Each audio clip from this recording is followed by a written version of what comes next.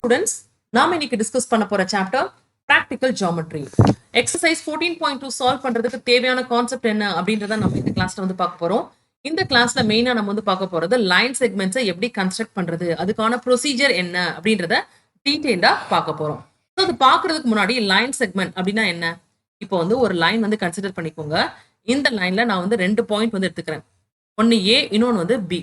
So A to B வந்து இருக்கு பாத்தீங்களா, இந்த லைன், இதை தான் லைன் செக்மெண்ட் அப்படின்னு வந்து மீன் பண்ணுவாங்க. ஸோ லைன் செக்மெண்ட் அப்படின்னா வந்து என்னது, இது வந்து ஒரு போர்ஷன் ஆஃப் லைன் தான் line segment. Portion of line, செக்மெண்ட்னாலே துண்டு தான். ஸோ லைன்ல உள்ள ஒரு துண்டு தான் லைன் செக்மெண்ட். ஸோ இப்போ ஏபி அப்படின்னு வந்து எடுத்துக்கிட்டீங்கன்னா இதுக்கு வந்து ஒரு ஸ்டார்ட் பாயிண்ட் வந்து இருக்கு. ஏ அப்படின்ற பாயிண்ட்ல ஸ்டார்ட் ஆகுது, பி அப்படின்ற பாயிண்ட்ல வந்து எண்ட் ஆகுது. லைன் செக்மெண்ட்டுக்கு வந்து ஸ்டார்டிங் பாயிண்ட் இருக்கும், அதே மாதிரி எண்டிங் பாயிண்ட் வந்து இருக்கும். அதே மாதிரி ஏ டு பி வந்து நீங்க வந்து மெஷர் பண்ண முடியும். இதோட லென்த்தை வந்து மெஷர் பண்ண முடியும். Length can be measure. So இதெல்லாம் நினைவு வச்சுக்கணும். ஓகேங்களா? இப்போ இதை எப்படி கன்ஸ்ட்ரக்ட் பண்றது அப்படின்றத நம்ம வந்து பார்க்கலாம். ஸோ இதுக்கு வந்து பாத்தீங்கன்னா 2 மெத்தட் நம்ம வந்து ஃபாலோ பண்றோம். ஒன்னு வந்து பாத்தீங்கன்னா பை ரூலர். பை ரூலர்னா ஸ்கேலை வந்து யூஸ் பண்ணி எப்படி லைன் செக்மெண்ட் டிரா பண்றது அப்படின்றத பார்க்கலாம். இப்போ நான் வந்து ஒரு கொஸ்டின் வந்து எழுதிக்கிறேன். Draw a line segment. Draw a line segment AB is equal to 4 cm. Line segment இதை வந்து எப்படி வந்து குறிப்பாங்கன்னா, ஏபி இருக்கு பாத்தீங்களா, இதுக்கு மேல வந்து ஒரு சின்ன ஒரு கோடு வந்து போட்டுக்கோங்க. இது வந்து லைன் செக்மெண்ட் வந்து குறிக்கிறது. சரிங்களா? அதாவது இப்ப லைன் செக்மெண்ட் நம்ம வந்து டிரா பண்ணணும். அதோட லென்த் வந்து பாத்தீங்கன்னா 4 சென்டிமீட்டருக்கு ஈக்குவலா வந்து இருக்கணும். எப்படின்னா ரூலரை வந்து யூஸ் பண்ணி டிரா பண்ணணும். அதுக்கு ஃபர்ஸ்ட் என்ன பண்ணணும்னா, அதாவது ஒரு பேப்பர் வந்து எடுத்துக்கோங்க.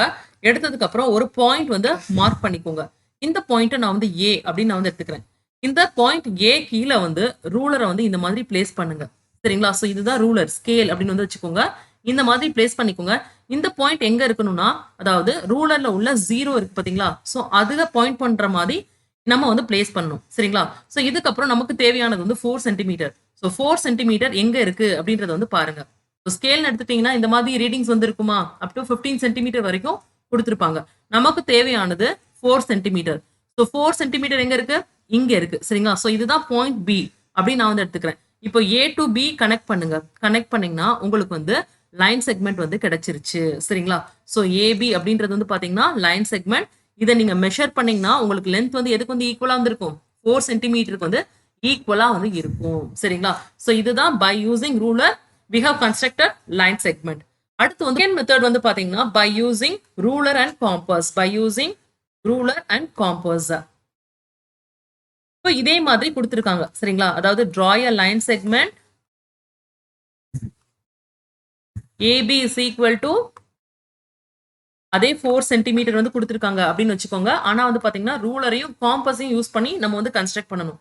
ஸோ இதுக்கான ப்ரொசீஜர் என்ன அப்படின்றத பார்க்கலாம். ஸோ இதுக்கு ஃபர்ஸ்ட் நீங்க என்ன பண்ணணும்னா, ஒரு லைன் இந்த மாதிரி டிரா பண்ணிக்கோங்க. சரிங்களா? ஸோ இது வந்து லைனை வந்து குறிக்குது. ஏன் 2 சைடு ஆரோ மார்க் போட்டிருக்கோம், லைன் அப்படின்றனால இதுக்கு வந்து ஸ்டார்டிங் பாயிண்ட் கிடையாது, எண்டிங் பாயிண்ட் கிடையாது. ஸோ இதனால 2 சைடு ஆரோ மூலமா நம்ம வந்து ரெப்ரசென்ட் பண்ணிருக்கோம். ஸோ இந்த மாதிரி ஒரு லைன் வந்து போட்டாச்சு. இப்போ இந்த லைன்ல நீங்க என்ன பண்ண போறீங்கன்னா ஒரு பாயிண்ட் ஏ அப்படின்னு வந்து எடுத்துக்க போறீங்க. சரிங்களா? அடுத்து தனியா ஸ்கேலை வந்து எடுத்துக்கோங்க. ஸ்கேல்ல வந்து ரீடிங்ஸ் இருக்குமா, 0 1 2 3 4 5 6 இந்த மாதிரி போய்கிட்டே இருக்கும், 15 வரைக்கும் இருக்கும்.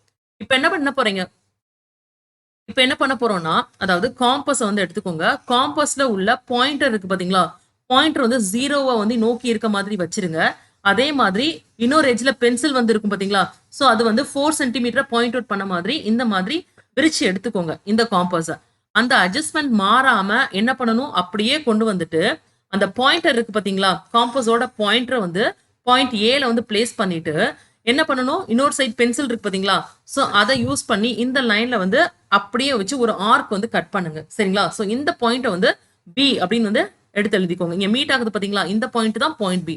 இப்போ ஏபியை நீங்க மெஷர் பண்ணீங்கன்னா உங்களுக்கு வந்து பாத்தீங்கன்னா எக்ஸாக்டா 4 சென்டிமீட்டர் வந்து கிடைக்கும். சரிங்களா?